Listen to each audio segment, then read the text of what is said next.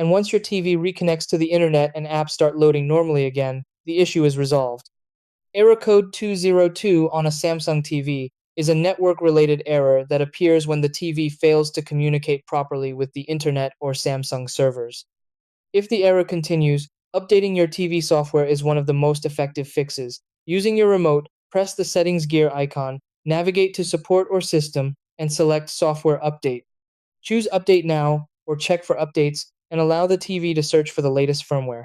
If an update is available, download and install it completely, then restart the TV once the update finishes.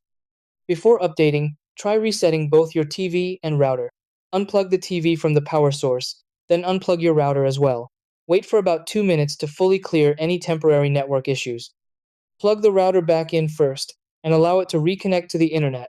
Then plug the TV back in and turn it on. Reconnect the TV to your Wi-Fi network using the remote and check if the error is gone. Samsung TV error code 202 usually appears due to weak internet signals, router issues, or outdated TV software.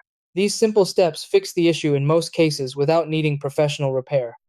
Thanks for watching. If this guide helped you fix Samsung TV error code 202, don't forget to like and subscribe for more quick TV troubleshooting videos.